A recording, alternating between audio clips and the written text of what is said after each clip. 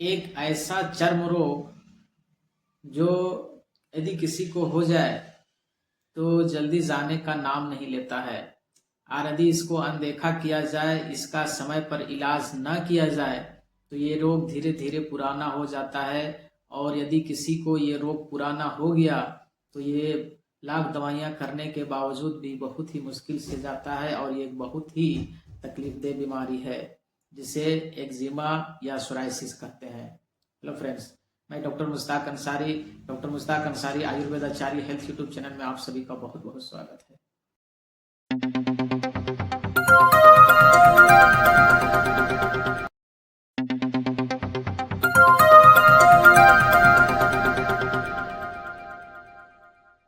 आज की इस वीडियो में हम लोग जानेंगे एक्जिमा या सोराइसिस।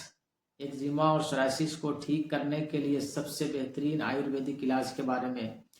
ये आयुर्वेदिक इलाज ऐसी है, ये एक ऐसी फॉर्मूला है जिसका उपयोग करके आप जिद्दी से जिद्दी चर्म रोग यानी एक्जिमा और सोराइसिस को पूरी तरह से ठीक कर सकते हैं, चाहे वो कितनों ही पुराना हो। इसका नियमित सेवन करने से ये जिद्दी से जिद्दी एक्जिमा सोराइसिस धीरे धीरे जड़ से समाप्त हो जाता है। और ये मेरा आजमाया हुआ फार्मूला है और हमने इस फार्मूले से बहुत सारे रोगियों को, सैकड़ों रोगियों को ठीक किए हैं। ये बहुत ही कारगर नुस्खा है। इसका उपयोग करके आप अपने जिद्दी से जिद्दी एक्जिमा सोराइसिस को पूरी तरह से ठीक कर सकते हैं। ये जानते हैं वो इफेक्टिव दवा कौन सा है जिसका उपयोग करके आप अपने एक्जिमा या सोराइसिस को पूरी तरह से ठीक कर सकते हैं।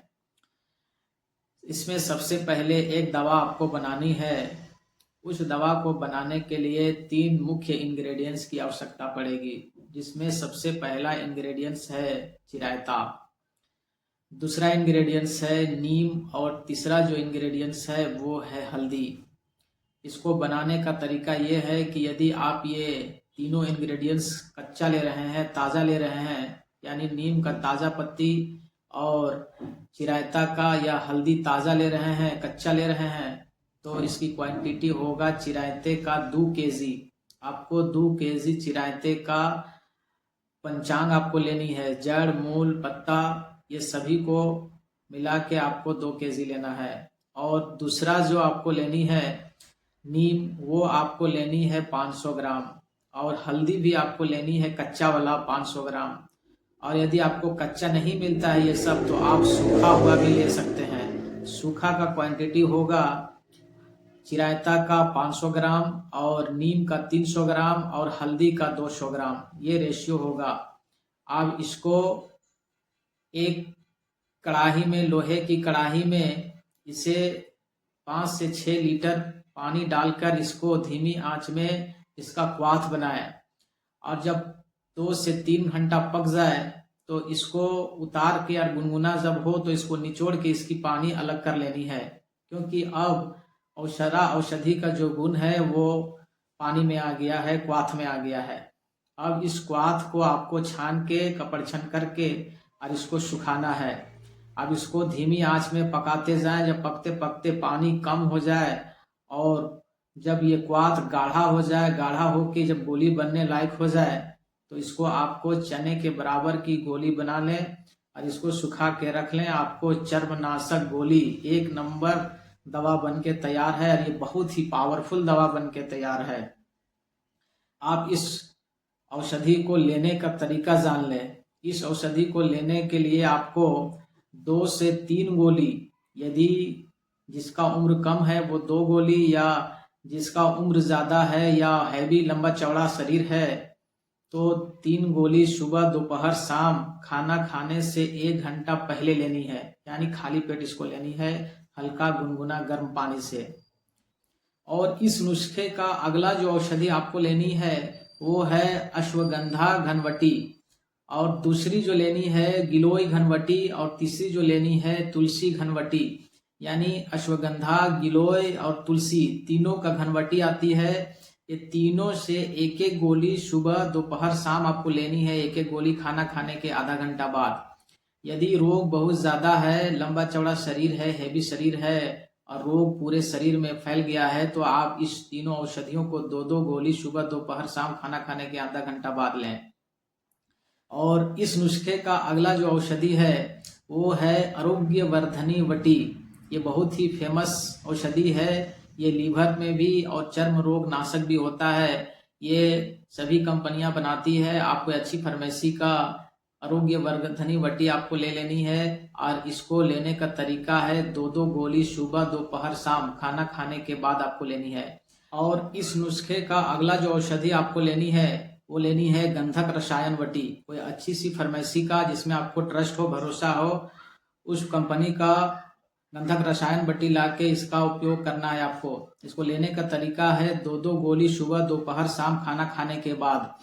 ये आरोग्य वर्धनी वटी और गंधक रसायन वटी ये दोनों औषधियों को आपको लेनी है महामंजिष्ठादि काढ़ा के साथ। महामंजिष्ठादि क्वाथ भी आता है। महामंजिष्ठादि काढ़ा आपको 25 ml उतना ही मात्रा में पानी मिला के सुबह शाम आपको लेनी है। इन सभी औषधियों को आपको लगातार कुछ दिनों तक नियमित सेवन करते रहना है। ये तो हो गई खाने वाला औषधि। और अब आपको एक तेल बनानी है, चर्मनाशक तेल। इसमें 3-4 तेल आपको मिला के मिक्स करके और जहां जहां पर खुजली है, जहां जहां पर एक्जिमा सोराइसिस की समस्या है, वहां पे इस तेल को अप्लाई करना है 3 टाइम, सुबह दोपहर शाम।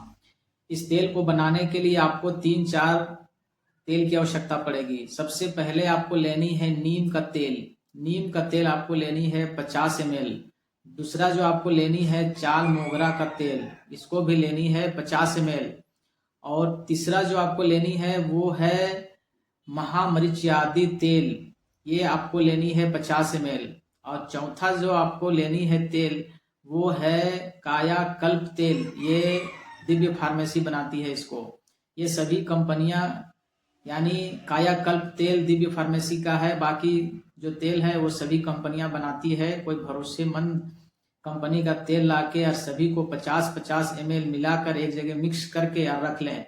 ये आपका हो गया चर्मनाशक तेल। इसको आपको जहां जहां पर एक्जिमा या सोराइसिस की समस्या हो, जहां जहां पे खुजली हो, वहां पे आपको अप्लाई करनी है, लगानी है। इसको आपको 3 टाइम लगाना है, सुबह दोपहर शाम। ऐसा आपको लगातार करना है कुछ दिनों तक। आप देखेंगे कि ये लगाने वाला और खाने वाला औषधियों का उपयोग कुछ दिन मात्र करने से आपकी जो समस्या है वो धीरे धीरे कम होने लगेगा। और लगातार कुछ दिन तक यानी 3-4 मंथ लगातार लेते रहने से एक्जिमा और सोराइसिस की जो समस्या है वो धीरे धीरे जड़ से समाप्त हो जाएगा। शर्त ये है कि इस औषधि को, इस नुस्खे को जैसा बताया गया है वैसे उपयोग करें, उतना ही मात्रा में उपयोग करें और सही समय पर उपयोग करें। और इस औषधि को लगातार लें, कभी लेना है कभी छोड़ देना है ऐसा आपको तो हरगिज नहीं करनी है। आप देखेंगे कि इस नुस्खे का उपयोग करने से जिद्दी चर्म रोग, एक्जिमा सोराइसिस जो कभी कभी इसका इलाज करने से जल्दी ठीक होने का नाम नहीं लेता है, वो धीरे धीरे ठीक होने लगेगा। ये बहुत ही कारगर फार्मूला है, बहुत ही कामयाब नुस्खा है और इस नुस्खे से हमने सैकड़ों रोगियों को ठीक किए हैं और ये बहुत ही आजमूदा है। ये एक 100% कारगर नुस्खा है। आप इस नुस्खे को उपयोग करें, आप दूसरे को भी शेयर करें। इस वीडियो को शेयर करने से किसी जरूरतमंद का भला हो सके, उसे भी फायदा पहुंच सके। अगले वीडियो में जानेंगे एक्जिमा या सोराइसिस, यानी एक्जिमा सोराइसिस या कोई चर्म रोग हो, कोई पुरानी चर्म रोग, जिद्दी चर्म रोग हो, तो ऐसे रोग में कौन कौन सी चीजें खाना चाहिए, किन चीजों से परहेज करना चाहिए, क्योंकि बिना परहेज का औषधियां कभी कभी विफल साबित होती है। चलिए आज की वीडियो में इतना ही। हम अगले वीडियो में फिर मिलेंगे हेल्थ से रिलेटेड कोई नई जानकारी के साथ। यदि आप इस चैनल में पहली बार हो तो इस चैनल को सब्सक्राइब कर लें और बेल आइकन की नोटिफिकेशन ऑन कर दें, ताकि इस चैनल में हेल्थ से रिलेटेड जब भी कोई नई वीडियो अपलोड हो तो इसका नोटिफिकेशन सबसे पहले आप तक पहुंच सके। क्योंकि इस चैनल में हम हेल्थ से रिलेटेड बहुत सारे महत्वपूर्ण इन्फॉर्मेशन आप सभी तक लेके आते रहते हैं।